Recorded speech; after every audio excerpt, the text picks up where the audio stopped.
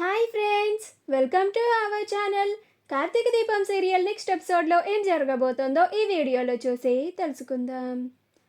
తన పుట్టింటికి వచ్చిన దీప అసలేం జరిగింది అని తెలుసుకోవడానికి ఈ వీడియోని స్కిప్ చేయకుండా ఎండ్ వరకు చూసేయండి.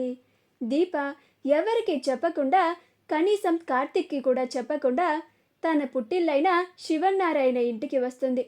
దీపని అక్కడ చూసి అందరూ ఆశ్చర్యపోతారు. అప్పుడు సుమిత్ర నువ్వెందుకు వచ్చావు ఇక్కడికి అని దీపని కోప్పడుతూ ఉంటుంది. అప్పుడు దీప మీరు నా కన్న తల్లి అని చెప్పుకోలేని పరిస్థితుల్లో ఉన్నాను అని బాధపడుతూ నేను నా భర్త కోసం వచ్చాను అని అంటుంది. ఆ మాట వినగానే జ్యోత్స్న ఆశ్చర్యపోతుంది.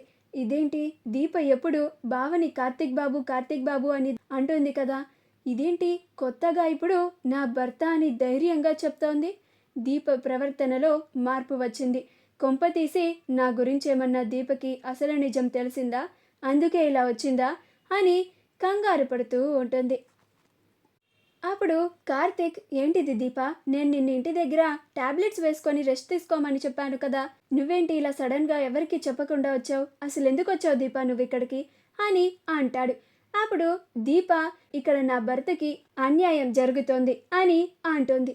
అప్పుడు శివనారాయణ ఇక్కడ ఎవరికి అన్యాయం చేయడం లేదు, మాకే చాలా అన్యాయం జరిగింది, అయినా కానీ మేము మౌనంగానే ఉంటున్నాము అని అంటాడు. అప్పుడు దశరథ, అమ్మ దీప నువ్వేం మాట్లాడాలనుకుంటున్నావు చెప్పమ్మా అని అంటాడు. అప్పుడు దీప భార్యాభర్తలు అంటే ఇద్దరు ఒక్కటే అని అంటారు కదా, కార్తీక్ బాబు నా కోసం, నా ప్రాణాలని కాపాడడం కోసం అగ్రిమెంట్ పైన సంతకాన్ని చేశారు. అంటే ఆ అగ్రిమెంట్ ప్రకారం కార్తీక్ బాబు మీరు చెప్పినట్టుగా నడుచుకుంటున్నారు. అంటే నా ప్రాణాలని కాపాడినందుకు కార్తీక్ బాబు ఇక్కడికి వచ్చి రుణాన్ని తీర్చుకుంటున్నారు అని అంటుంది. అప్పుడు జ్యోత్స్న, అలాంటిదే దీప అని అంటుంది. అప్పుడు దీప, అలా అయితే నేను కూడా రుణాన్ని తీర్చుకోవాలిగా అని అంటుంది.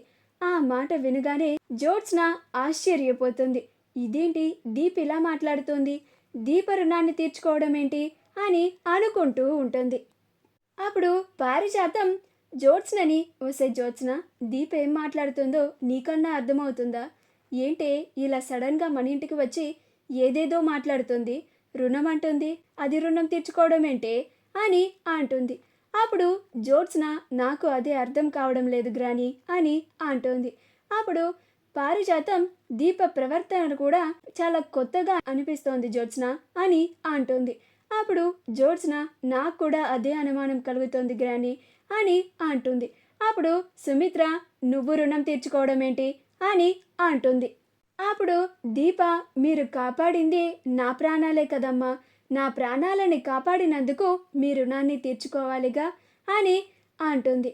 ఈ రూపంలో అయినా నా కన్న తల్లిదండ్రులైనా మీ రుణాన్ని తీర్చుకుంటూ మీకు సేవ చేసుకునే భాగ్యం కలుగుతుందని నా చిన్న ఆశ, అందుకే ఇక్కడికి వచ్చాను అని అనుకుంటూ ఉంటుంది.